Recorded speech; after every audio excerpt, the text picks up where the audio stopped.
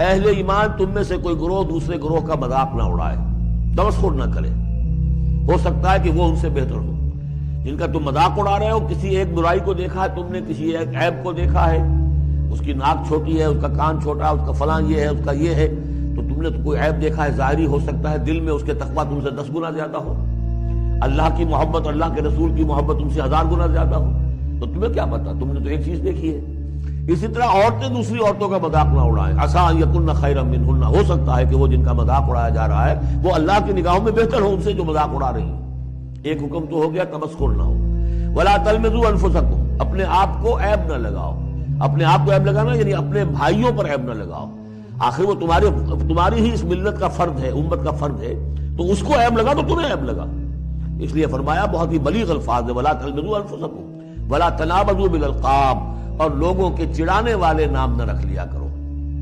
کسی جماعت کا نام کچھ اور ہے، اس کو چڑانے کے لیے نام کچھ اور رکھ لیا گیا، یا اور کسی فرد کے لیے، کسی گروہ کے لیے، تو یہ جو ہے ایک دوسرے کے اوپر اس طریقے سے ڈال دینا اور نام ان کے اوپر کہ جو ان کو پسندیدہ نہیں ہے، یہ 3 کام ہو گئے، ایک آیت میں روکا گیا۔ اس کی وجہ سے اکثر ایسا ہوتا ہے، کبھی ایک دوست آپ ایک خاص قسم کا مذاق اس سے کر رہے ہیں یا کسی لفظ سے اس کو چھیڑتے ہیں، 100 دفعہ وہ سن لیتا ہے، کوئی اثر نہیں ہوتا، کسی وقت کوئی عجیب کیفیت ہوتی ہے اس کی کہ اس کے دل میں جا کر زخم کی طرح لگ جاتا ہے اور پھر وہ دل کا رشتہ ٹوٹ جاتا ہے، اور ایک ایسی جو ہے اس کے اندر گرہ پڑ جاتی ہے، پھر کھولے نہیں کھل سکتی۔ لہذا محتاط رہو۔ بئس الاسم الفسوق بعد الایمان، ایمان کے بعد تو برائی کا نام بھی برا ہے، کیوں ان چیزوں میں جا رہے ہو؟ تمہیں تو ایمان کو سمجھنا چاہیے کہ اللہ نے تمہیں اتنی بڑی فضیلت دی ہے، تو ان گندگیوں کی طرف جو ہے تم متوجہ ہی نہ ہو۔ وَمَن لَّمْ يَتُوب فَأُولَٰئِكَ هُمُ الظَّالِمُونَ، اور جو باز نہیں آئیں گے تو وہی ہے کہ جو ظالم ہے اللہ کی نگاہ میں۔ تو ترغیب بھی ہے، تشویق بھی ہے، سمجھانے کا انداز بھی ہے، اور ڈانٹ ڈپٹ بھی ہے۔ باز نہیں آؤ گے تو اللہ کی نگاہ میں پھر تم ظالم ہو۔ اگلی آیت میں پھر 3 چیزیں، وہ پہلی 3 چیزیں روح در روح ہوتی ہیں، آمنے سامنے، اور یہ 3 چیزیں وہ ہیں جو غیب میں ہوتی ہیں، پیٹھ پیچھے ہوتی ہیں۔ یا ایھا الذین آمنوا اجتنبوا کثیرا من الظن ان بعض الظن اثم، اہل ایمان زیادہ ظن کرنے سے بچو، خام خواہ گمان بٹھا لینا کسی کے بارے میں، جب تک کہ کوئی بات ظاہر نہ ہو جائے، کسی کی طرف سے کوئی روش یا رویہ یا کوئی اقدام جو ہے واضح طور پر سامنے نہ آ جائے، اپنے دل میں خام خواہ کوئی اس کے بارے میں جس کو ہم کہتے ہیں سوء ظن پیدا کر لینا۔ ان بعض الظن اثم، بعض ظن جو ہے وہ تو گناہ کے درجے تک پہنچ جائیں گے، اس لیے کہ تم نے اپنے دل میں بات بٹھا لی ہے، حالانکہ اس میں وہ شے ہے ہی نہیں، لہٰذا یہ تمہاری طرف سے گویا کہ ایک تہمت ہو رہی ہے اس کے اوپر، قلبی طور پر تو تہمت ہو گئی۔ ولا تجسسوا، اور دوسری بات یہ ہے کہ ایک دوسرے کے حالات کی ٹوہ میں نہ رہو۔ بہرحال اسلامی ریاست ہوگی تو جاسوسی کا ایک محکمہ بھی ہوگا، وہ تو اپنی جگہ پر ہے، لیکن افراد کی سطح پر خام خواہ فلاں اس گھر میں کیا ہو رہا ہے، کیوں ہو رہا ہے، یہ دونوں بھائیوں کے معاملات کیا ہیں، کیا وجہ ہے، لڑائی کیوں نہیں ہوتی ان میں، کچھ لوگوں کی ہوتی ہے، تلاش میں رہتے ہیں ایسی چیزوں کی۔ ولا تجسسوا، تجسس مت کرو۔ ولا یغتب بعضکم بعضا، اور تم میں سے کوئی دوسرے کی غیبت نہ کرے، کسی کے پیٹھ پیچھے غیر موجودگی میں اس کی کوئی برائی نہ بیان کرے، چاہے وہ برائی بالفعل اس میں ہو۔ حضور سے پوچھا گیا کہ حضور اگر وہ برائی اس میں ہو، آپ نے فرمایا تبھی تو غیبت ہے، اگر برائی ہے نہیں تو تہمت ہو گئی، وہ تو غیبت سے جو دوہرا جرم ہو گیا۔ لیکن یہی ہے کہ کسی مسلمان بھائی کی غیر موجودگی میں اس کی کوئی برائی بیان نہ کی جائے۔ اَیُحِبُّ أَحَدُکُمْ أَن یَأْکُلَ لَحْمَ أَخِیہِ مَیْتًا، کیا تم میں سے کوئی شخص اسے پسند کرے گا کہ وہ اپنے کسی مردہ بھائی کا گوشت کھائے؟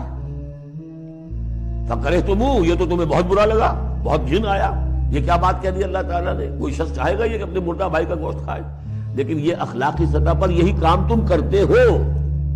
غیبت جو ہے اخلاقی سطح پر یہی ہے، کیوں کہ جو شخص موجود نہیں ہے آپ اس کی عزت پر حملہ کر رہے ہیں، اگر وہ موجود ہوتا اپنا دفاع کرتا، لیکن موجود نہیں، دفاع نہیں کر سکتا، وضاحت کرتا، آپ کو غلط بات سمجھ میں آئی، آپ نے ٹھیک نہیں سمجھا ہے، آپ کو اطلاع صحیح نہیں ملی ہے، آپ 100 طرح سے اپنی حفاظت کرتا ہے اپنی عزت کی، اور چونکہ موجود نہیں ہے آپ نے جیسے مردہ بھائی کی لاش پڑی ہے، جیسے چاہو موٹی جو ہے کاٹ لو، لیکن اگر وہ زندہ ہو تو تمہیں قریب آنے دے گا۔ یہی ہے مثال۔ اَیُحِبُّ أَحَدُکُمْ أَن یَأْکُلَ لَحْمَ أَخِیہِ مَیْتًا فَکَرِہْتُمُوهُ فَاتَّقُوا اللَّهَ إِنَّ اللَّهَ تَوَّابٌ رَحِیمٌ، اور اللہ کا تقوی اختیار کرو، اللہ تواب ہے، توبہ کا بہت قبول فرمانے والا، اور رحیم ہے، بہت رحم فرمانے والا۔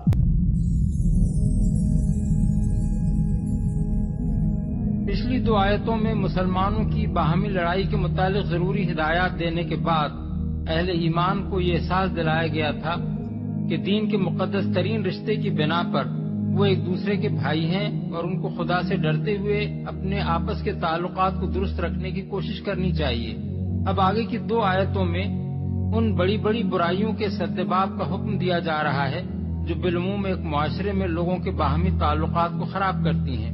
ایک دوسرے کی عزت پر حملہ، ایک دوسرے کی دل آزاری، ایک دوسرے سے بدگمانی اور ایک دوسرے کے عیوب کا تجسس، در حقیقت یہی وہ اسباب ہیں جن سے آپس کی عداوتیں پیدا ہوتی ہیں، اور پھر دوسرے اسباب کے ساتھ مل کر ان سے بڑے بڑے فتنے رونما ہوتے ہیں۔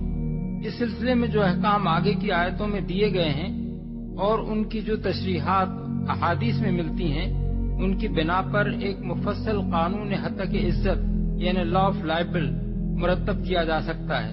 مغربی قوانین حتک عزت اس معاملے میں اتنے ناقص ہیں کہ ایک شخص ان کے تحت دعویٰ کر کے اپنی عزت کچھ اور کھو آتا ہے۔ اسلامی قانون اس کے برعکس ہر شخص کی ایک بنیادی عزت کا قائل ہے جس پر حملہ کرنے کا کسی کو حق نہیں ہے، قطع نظر اس کے کہ حملہ واقعیت پر مبنی ہو یا نہ ہو، اور جس پر حملہ کیا گیا ہے اس کی کوئی حیثیت عرفی ہو یا نہ ہو۔ مجرد یہ بات کہ ایک آدمی نے دوسرے آدمی کی تذلیل کی ہے اسے مجرم بنا دینے کے لیے کافی ہے، الا یہ کہ اس تذلیل کا کوئی شرعی جواز ثابت کر دیا جائے۔ وہ ان سے بہتر ہوں۔ مذاق اڑانے سے مراد محض زبان ہی سے کسی کا مذاق اڑانا نہیں ہے، بلکہ کسی کی نقل اتارنا، اس کی طرف اشارے کرنا، اس کی بات پر یا اس کے کام یا اس کی صورت یا اس کے لباس پر ہنسنا، یا اس کے کسی نقص یا عیب کی طرف لوگوں کو اس طرح توجہ دلانا کہ دوسرے اس پر ہنسیں، یہ سب بھی مذاق اڑانے میں داخل ہیں۔ اصل ممانعت جس چیز کی ہے وہ یہ ہے کہ ایک شخص دوسرے شخص کی کسی نہ کسی طور پر تضحیق کرے، کیونکہ اس تضحیق میں لازماً اپنی بڑائی اور دوسرے کی تذلیل و تحقیق کے جذبات کارفرما ہوتے ہیں جو اخلاقاً سخت معیوب ہیں، اور مزید برآں اس سے دوسرے شخص کی دل آزاری بھی ہوتی ہے جس سے معاشرے میں فساد رونما ہوتا ہے۔ اسی بنا پر اس فعل کو حرام کیا گیا ہے۔ مردوں اور عورتوں کا الگ الگ ذکر کرنے کا مطلب یہ نہیں ہے کہ مردوں کے لیے عورتوں کا مذاق اڑانا یا عورتوں کے لیے مردوں کا مذاق اڑانا جائز ہے۔ دراصل جس وجہ سے دونوں کا ذکر الگ الگ کیا گیا ہے وہ یہ ہے کہ اسلام سرے سے مخلوط سوسائٹی ہی کا قائل نہیں ہے۔ ایک دوسرے کی تضحیق عموماً بے تکلف مجلسوں میں ہوا کرتی ہے، اور اسلام میں یہ گنجائش رکھی ہی نہیں گئی ہے کہ غیر محرم مرد اور عورتیں کسی مجلس میں جمع ہو کر آپس میں ہنسی مذاق کریں۔ اس لیے اس بات کو ایک مسلم معاشرے میں قابل تصور نہیں سمجھا گیا ہے کہ ایک مجلس میں مرد کسی عورت کا مذاق اڑائیں گے یا عورتیں کسی مرد کا مذاق اڑائیں گی۔ طعن نہ کرو۔ اصل میں لفظ لمز استعمال ہوا ہے جس کے اندر طعن و تشنیع کے علاوہ متعدد دوسرے مفہومات بھی شامل ہیں، مثلا چوٹیں کرنا، کھپتیاں کسنا، الزام دھرنا، اعتراض جڑنا، عیب چینی کرنا، اور کھلم کھلا یا زیر لب یا اشاروں سے کسی کو نشانہ ملامت بنانا۔ یہ سب افعال بھی چونکہ آپس کے تعلقات کو بگاڑتے اور معاشرے میں فساد برپا کرتے ہیں، اس لیے ان کو حرام کر دیا گیا ہے۔ کلام الہی کی بلاغت یہ ہے کہ لا یلمز بعضکم بعضا، ایک دوسرے پر طعن نہ کرو، کہنے کی بجائے لا تلمزوا انفسکم، یعنی اپنے اوپر طعن نہ کرو کے الفاظ استعمال فرمائے گئے ہیں، جن سے خود بخود یہ بات مترشح ہوتی ہے کہ دوسروں پر زبان طعن دراز کرنے والا دراصل خود اپنے آپ کو متون کرتا ہے۔ ظاہر بات ہے کہ کسی شخص کی زبان دوسروں کے خلاف بدگوئی کے لیے اس وقت تک نہیں کھلتی جب تک اس کے دل میں برے جذبات کا لاوا خوب پک کر پھوٹ پڑنے کے لیے تیار نہ ہو گیا ہو۔ اس طرح ان جذبات کی پرورش کرنے والا دوسروں سے پہلے اپنے نفس کو تو بدی کا آشیانہ بنا چکتا ہے، پھر جب وہ دوسروں پر چوٹ کرتا ہے تو اس کے معنی یہ ہیں کہ وہ خود اپنے اوپر چوٹیں کرنے کے لیے دوسروں کو دعوت دے رہا ہے۔ یہ الگ بات ہے کہ کوئی اپنی شرافت کی بنا پر اس کے حملوں کو ٹال جائے، مگر اس نے تو اپنی طرف سے دروازہ کھول ہی دیا کہ وہ شخص بھی اس پر حملہ آور ہو جس کو اس نے اپنی زبان کے تیروں کا ہدف بنایا ہے۔ نہ ایک دوسرے کو برے القاب سے یاد کرو۔ اس حکم کا منشا یہ ہے کہ کسی شخص کو ایسے نام سے نہ پکارا جائے یا ایسا لقب نہ دیا جائے جو اس کو ناگوار ہو اور جس سے اس کی تحقیر و تنقیص ہوتی ہو۔ مثلا کسی کو فاسق یا منافق کہنا، کسی کو لنگڑا یا اندھا یا کانا کہنا، किसी को उसके अपने या उसकी माँ या बाप या खानदान के किसी ऐब या नक्स से मुलक्कब करना, किसी को मुसलमान हो जाने के बाद उसके साबिक मजहब की बिना पर यहूदी या नसरानी कहना, किसी शख्स या खानदान या बिरादरी या गुरोह का ऐसा नाम रख देना जो उसकी मजम्मत और तजलील का पहलू रखता हो। इस हुक्म से सिर्फ वो अलकाब मुस्तस्ना हैं जो अपनी जाहिरी सूरत के एतबार से तो बदनुमा हैं, मगर उनसे मजम्मत मकसूद नहीं होती, बल्कि वो उन लोगों की पहचान का जरिया बन जाते हैं जिनको इन अलकाब से याद किया जाता है। इसी बिना पर मुहद्दिसीन ने अस्माउर रिजाल में सुलेमान अल आमश यानी चुंदे सुलेमान और वासिल अल अहतब यानी कुबड़े वासिल जैसे अलकाब को जायज रखा है। एक नाम के कई आदमी मौजूद हों और उनमें से किसी खास शख्स की पहचान उसके किसी खास लक़ब ही से होती हो तो वो लक़ब इस्तेमाल किया जा सकता है, अगरचे वो बजाय खुद बुरा हो। मसलन अब्दुल्ला नाम के कई आदमी हों और एक उनमें से नाबीना हो तो आप उसकी पहचान के लिए नाबीना अब्दुल्ला कह सकते हैं। इसी तरह ऐसे अलकाब भी इस हुक्म के तहत नहीं आते जिनमें बज़ाहिर तनकीस का पहलू निकलता है, मगर दर हकीकत वो मोहब्बत की बिना पर रखे जाते हैं और खुद वो लोग भी जिन्हें इन अलकाब से याद किया जाता है उन्हें पसंद करते हैं, जैसे अबू हुरैरा और अबू तुराब। बहुत बुरी बात है। यानी एक मोमिन के लिए ये बात सख्त शर्मनाक है कि मोमिन होने के बावजूद वो बदज़बानी और शोधपन में नाम पैदा करे।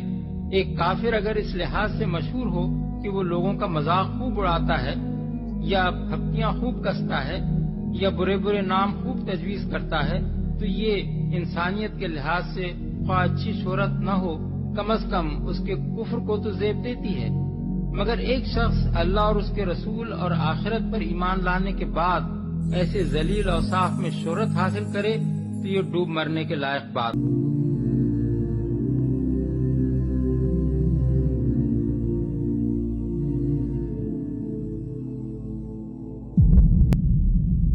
This person is sitting next to Rasulullah sallallahu alaihi wasallam. In any case, the story is actually somewhat interesting. He was late one time. He was late to come to the khutbah that the messenger was giving, alayhi salatu wasalam.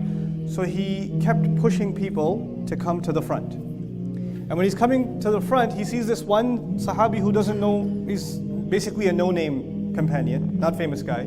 So he tells him, move, rudely. Now the person who has the handicap is now being rude. He's saying, move. And so the sahabi refuses to move. And he says to him, why don't you move? Who are you? Who do you think you are? Man ant? Ibn Man? So he said, قال اسمي فلان, this is my name. And it's interesting that when he mentioned his name, you'd mention your name in Arabic, you mention who you're the son of. That's how you're identified. So he mentioned, Ana Fulan ibn Fulan, I'm the so-and-so's son. He goes, oh, that one. Ibn Fulana? Oh, your mom is this woman, right? Now these people, their parents are not Muslim, right? Because they just became Muslims, so their parents are non-Muslims. And if they're non-Muslims, they have history. They have different kinds of lives. So this guy's mother, this Sahabi's mother, she used to have a reputation in some shady circles. And the guy, the one who was moving him, remembered that she's married to that man. So he mentioned her father, his father. He said, oh, I know your father, but I also know your mother. And he said it like that. And this is the idea was to humiliate him, to embarrass him, to remind him of what his mother used to be like. And this is happening in the front row as the Rasul ﷺ is sitting there. So Rasul ﷺ stops the khutbah and he points to that man and he says, ماذا رأيت? Look around you, what do you see? He asks the Sahabi who insulted the other Sahabi, what do you see? And he says, رأيت الأسود والأبيض والأحمر. I see black, I see white, I see red. In other words, I see all these different people of different ethnicities, different colors, different races. I see all of them. And then Rasulullah says, أَفْضَلُكُمْ عِنْدَ اللَّهِ أَتْقَاكُمْ. The best of you with Allah are the people that have the most taqwa. In other words, Rasulullah crushed this idea of being able to make fun of someone. I'm not saying anything, bro. I'm just saying, that's your mom, right? He was just going to do that much. But Rasulullah stopped him in his tracks. Put it to an end. There's ways to insult people. Sometimes you can insult someone very directly. You can curse them out. Sometimes it's indirect. Sometimes you don't even have to use words to insult someone. And as a matter of fact, the most common way of demeaning someone, putting someone down, is not even to use words, to make a face. You can look at people a certain way, and they can know that you're not welcome, or they think of you as inferior. You know? So now, our deen, of course, it tells us what to say and what not to say. But that's not enough.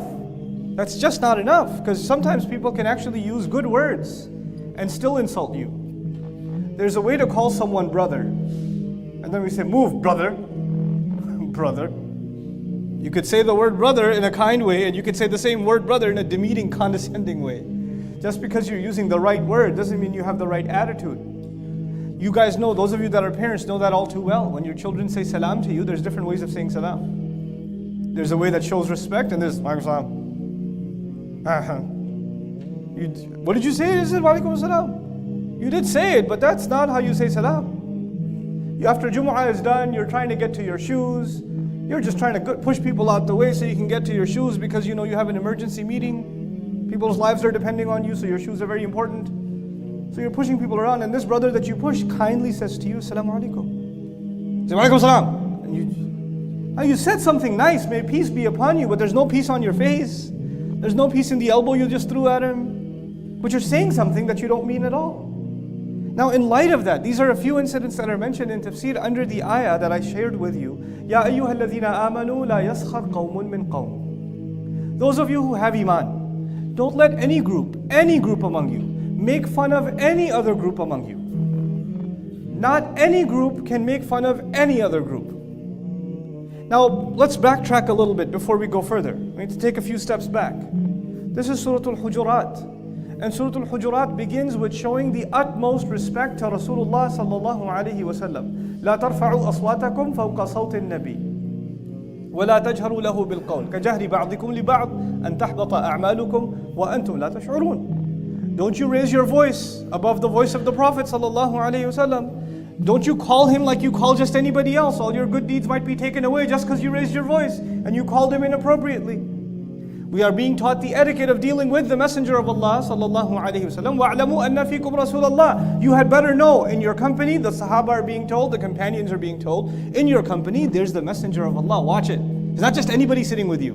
This is the Messenger of Allah sitting with you, sallallahu alaihi wasallam. You have to show respect.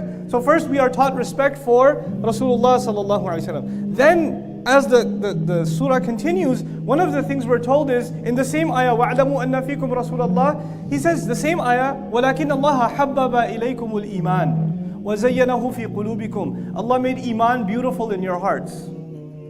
Allah made iman beloved to you, and He beautified it in your hearts. Now what does that mean? That means the love we have for Rasulullah sallallahu alaihi wasallam is something beautiful we carry inside our hearts. But when you have something beautiful inside your heart, then it goes out. Al-ina'u bima fihi yandah. A container gives out what it contains. So what happens when somebody has the love of Rasulullah sallallahu alaihi wasallam in their hearts? One of the things that happens then is, anybody else who has in their heart Muhammadur Rasulullah sallallahu alaihi wasallam, my heart becomes soft towards them too. And the only reason for that is, I love the Messenger so much alayhi salatu wasalam, that anybody else who has love for Allah's Messenger, I have love for them. That actually becomes an indication of my love for Rasulullah sallallahu alaihi wasallam. So when a Muslim doesn't think twice about making fun of another Muslim, then there is something missing in his love for Allah's Messenger alayhi salatu wasalam. After all, the Messenger alayhi salatu wasalam would love all of them the same. You know, to help you understand this easier, to give you a different example, there are people who have lost a parent. And when you lose a parent, it's a very traumatic thing. And you miss your dad, and you want to remember, you want to honor his memory. You know what you do? You go visit some of his friends. And visiting his friends and showing them respect is the closest thing you have now to the memory of your father. My dad used to love these people, so I love them. Being around these people reminds me of the one I love that I no longer see. That is actually the relationship you and I have with each other. We are actually remembering the Messenger of Allah sallallahu alaihi wasallam, who is no longer in our midst. It's no longer among us. All we have is the memory of him that is carried in each of our hearts. That's what it is. So from that point of view, لا يسخر قوم من قوم. No one group should be making fun of another group. Let's understand sukhriya a little bit. Sukhriya in Arabic actually means to make fun, but istihza also means to make fun. Taskhir in Arabic is to put something down or put someone down. When you think of someone as less than you, dumber than you, an inferior race than yourself, a poorer class than yourself, not as worthy as you, not as qualified as you, not as good as you, not as smart as you, not as healthy as you, not as strong as you. When you think of someone as less in any way, and then you say something about them, whether you're making fun of them or not, but your comments are inspired by the idea that these people are less than me. Even your comments, that is taskhir, that is sukhriya. That is sukhriya. When Allah Azza wa Jal gave us this beautiful deen, then He put the red, the black, the white, the skin color didn't matter anymore. And the Rasul of Allah sallallahu alayhi wa sallam would tell us, just like Allah will say in this surah, Inna akramakum indallahi atqakum. The most noble among you are the ones that have the most taqwa. Taqwa of Allah, consciousness of Allah is inside the heart. I cannot see it. So what makes you better than me, or what makes me better than you, is invisible. Which means we will never know. We're never going to know. Then all we can know is we're equal. We stand equal. Somebody looks very pious, somebody doesn't look very pious, we have no idea what's going on inside their heart. The guy that looks really religious may be really corrupt inside, I don't know. And the guy, or he may be really great, I don't know. I have to give benefit of the doubt. Inna akramakum indallahi atqakum. Allah took the appearance of the Muslim away from this conversation. We have to treat people equally. We actually can't even treat people based on their knowledge. Somebody's a scholar, so you think of them as better, and somebody's not a scholar, you think of them as less. No, not in Islam. Not in Islam. Somebody's a scholar, you can respect their knowledge, that's sure. But they deserve as much respect as any other Muslim, because what they share that really brings them honor is the taqwa of Allah. And the taqwa of Allah, a farmer can have it who knows nothing about Islam, who only knows La ilaha illallah, and that's enough for him. And it could be a alim who's been studying 50 years, he has taqwa of Allah. You understand? So what you have inside your heart is what makes you superior to Allah Azza wa Jal. So now, no group should be putting another group down. And then Allah goes further to say, وَلَا نِسَاءٌ مِّن نِسَاءٍ. No women should be putting other women down with jokes. No women should be passing comments about other women. Allah separated the two. Even though when you say no group should make fun of any other group, it covers everyone, men and women. But He separated it on purpose. Now why separate it? Because apparently the way women make fun of each other is very different from the way men make fun of each other. And each of them can actually very easily justify that they're not doing anything bad. I can give you lots of examples from my home because I have 4 daughters. And they make fun of each other in ways that are very creative. I as a guy would never think of it. Oh, you're wearing pink today? That's all she says. You're wearing pink today? And the other one is offended. Mama, she's making fun of me. I didn't say anything. I just said she's wearing pink.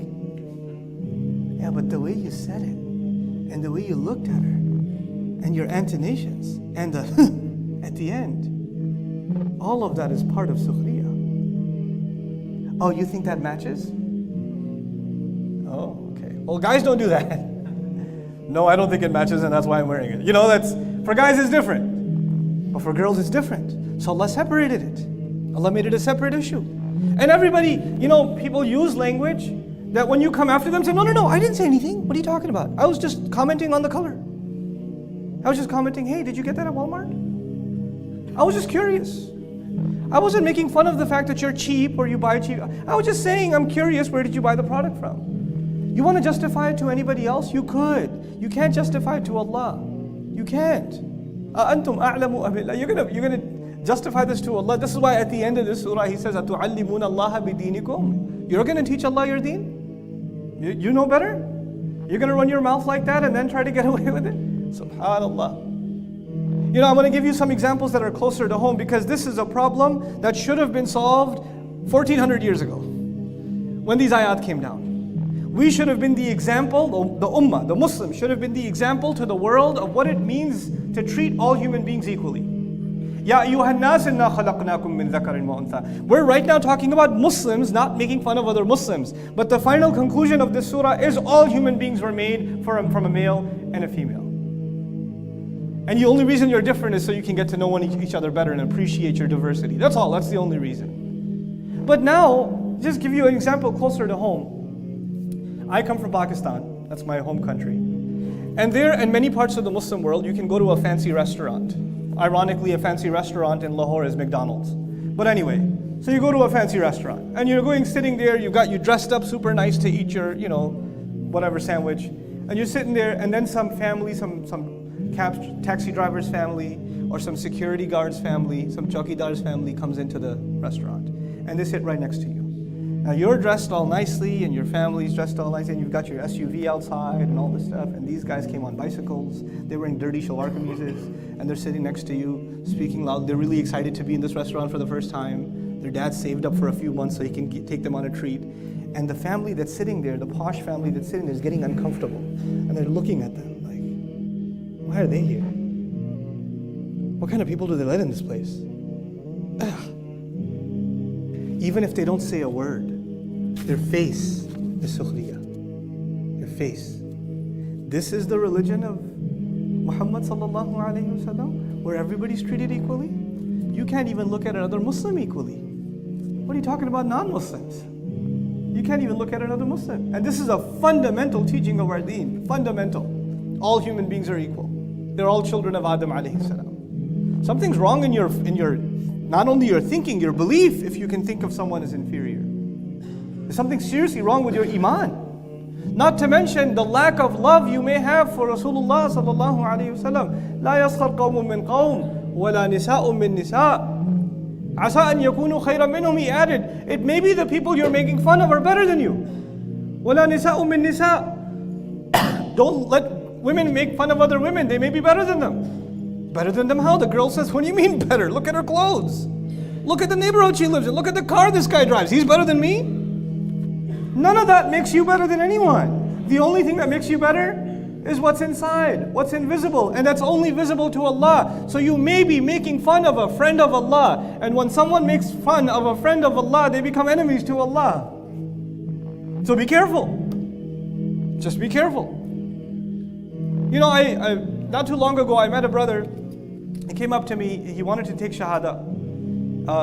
He's in the Midwest somewhere in Ohio. And he told me that he's been white guy, he's been a bartender for his whole life. And I don't know how he found one of my videos or something on YouTube. And he starts watching a bunch of them. And he went through the entire Juz Amma tafseer that I've done podcast, which is complicated, but he went through the whole thing. Sitting in the bar, just plugging in the ear, and he's pouring drinks for his friends. 6 months. Took Shahada. On his own. No Muslim around him. Actually, he did tell me he has some Muslim friends, regulars at the bar. He asked them a few questions about Islam. So he takes Shahada and he says, I'm ready to leave this life. I haven't had a drink. A bartender hasn't had a drink for 6 months. Hasn't had a drink. When you look at him, you're not going to know this guy has taqwa. But I can guarantee you, that man has more taqwa than most of us. The situation he's in and the way he holds himself back, and then he finally quit. No savings, no nothing. He quit. I can't do it anymore. I can't go back. Even the Sahaba radiallahu ta'ala anhu ajma'in were not given the ayat to quit alcohol right away. They were told the harm and the sin is greater than the benefit. Then they were told, at least don't be drunk when you're about to pray. Then years later they were told, leave it altogether. Allah did not reveal one time, leave alcohol. And this man left alcohol on his own once he heard about Islam.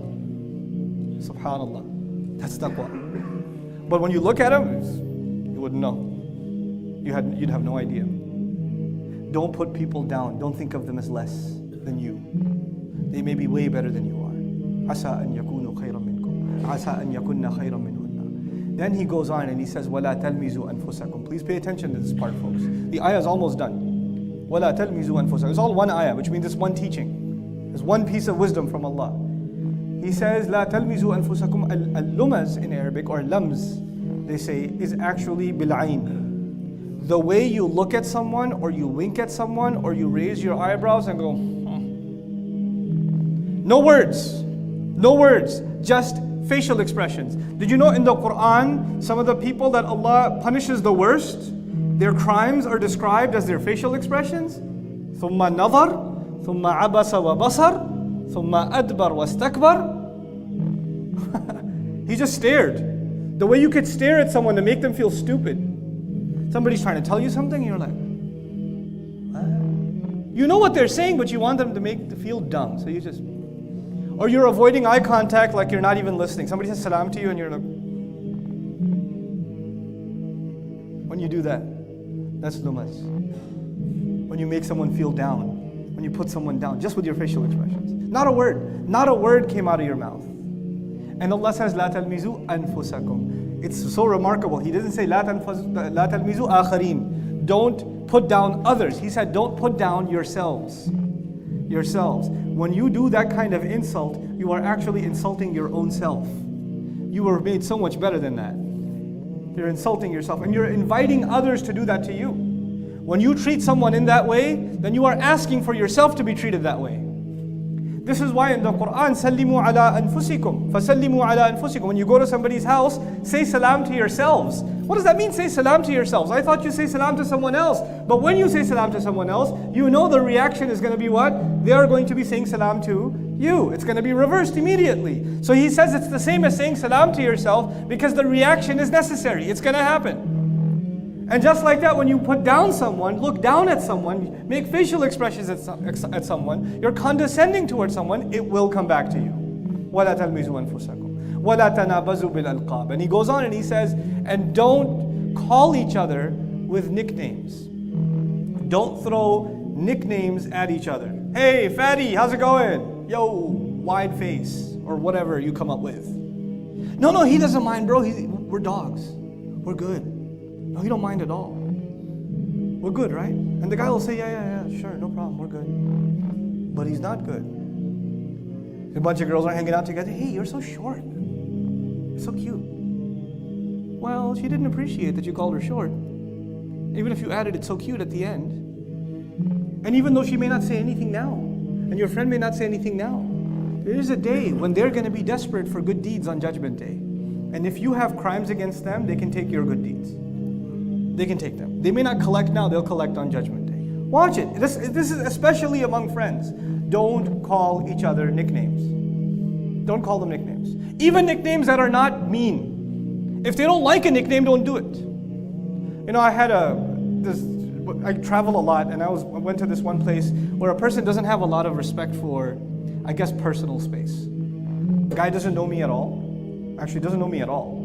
Hey, Nomi, how are you? I was like, excuse me? Oh, Nomi, it's okay, I can call you Nomi, right? I was like, no, actually you can't. My mother calls me Norman, so I prefer you call me Norman. If anybody could call me anything they want, that would be my mom and dad, and you can't. I didn't say, no, it's okay, bro. I don't like it. And if I don't like it, I better tell him now, because I'd rather not tell him on Judgment Day. Fix it now. If somebody's doing that to you, fix it now. If you're doing it to someone, fix it now. وَلَا تَنَابَزُوا بِالْأَلْقَابِ. And here's the conclusion. بِئْسَ الْإِسْمُ الْفُسُوقُ بَعْدَ الْإِيمَانِ. How terrible is al-ismul fusuq, a corrupt word, the corrupt word, ba'da al-iman, after you have iman. What does al-ismul fusuq mean? A single word that can be offensive to someone is a horrible thing for anyone who has iman. In other words, filthy language out of your mouth and faith inside your heart cannot coexist. You cannot have iman in your heart, which has been beautified, زَيَّنَهُ فِي قُلُوبِكُمْ, and ugly words come out of your mouth. If you have no control over, whatever 4-letter words you keep using every time you get frustrated, there's a spiritual problem. It's not just a habit problem. It is a spiritual problem. The other side of that equation from the same ayah is actually, how can you use a terrible word for anyone who has iman? Anybody who has iman, you cannot use terrible words for them anymore. You can't use bad words for them anymore. Corrupt words are no longer allowed for another Muslim. It's just not allowed. بئس الاسم الفسوق بعد الإيمان ومن لم يتب فأولئك هم الظالمون. And people who don't want to give it up, people who don't want to repent, and those are the wrongdoers. I wanted to highlight and dedicate this entire khutbah to this one ayah for a simple reason. In our minds, there are some things that are really important in Islam. Prayer is important in Islam. Charity is important in Islam. We have an idea of what is really, really a big deal in Islam. But you know what I'd like to share with you?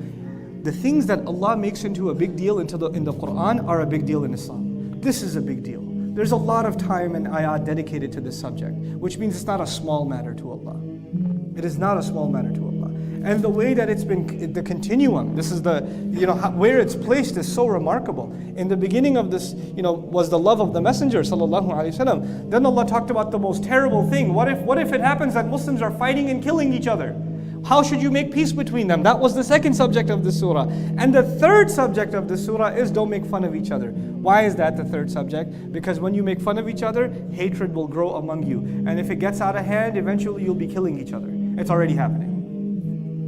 Why do people kill each other? Why do Muslims kill each other? It starts with them thinking of the other race, the other ethnicity, the other village, the other tribe as inferior, as corrupt, as ignorant, as something else. And eventually you can have policies that are driven by that kind of bias. And those policies, when they get enough out of hand, it can lead to entire conflict between Muslims.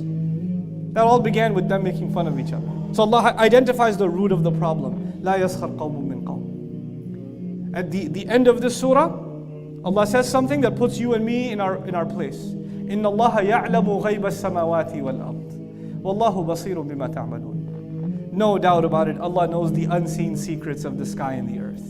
And Allah has full view of the things that you do.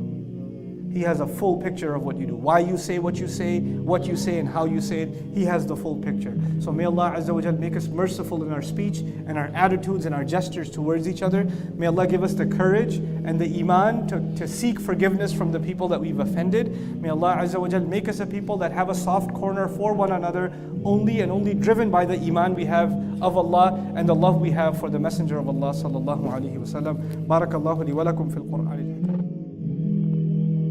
May Allah protect us. That's wrong. Someone swears you smile and walk away, don't even turn towards them. فَاصْبِرْ عَلَى مَا يَقُولُونَ وَاهْجُرْهُمْ هَجْرًا جَمِيلًا. Look at how Allah speaks about it. Allah says, bear patience, and you know what? Ignore them in a good way. Leave them in a nice way. Stay away from them. Don't communicate with someone whose intention is to rile you up. Every day they come to you and tell you one bad thing. They're riling you up. The one who can rile you up is controlling you. The one who can anger you has control over you. They want you to be foolish. So what do? They know we need this guy to get angry. When he gets angry, he's going to hit someone. When he hits someone, we'll do him in for public violence, and we'll get him to sign this admission of guilt, to pay the fine, and possibly to be in jail. So they've planned it before you even understood what has happened. And when they come, they just watch. By remote control, what's happening to you? You're controlled. But you can break their entire plan. They swear you just smile back. How's it? Swear you again. You alright? Everything good? They call you F's and B's. Hey, guy, everything lacquer. Subhanallah. When that happens, they will get so frustrated, so irritated.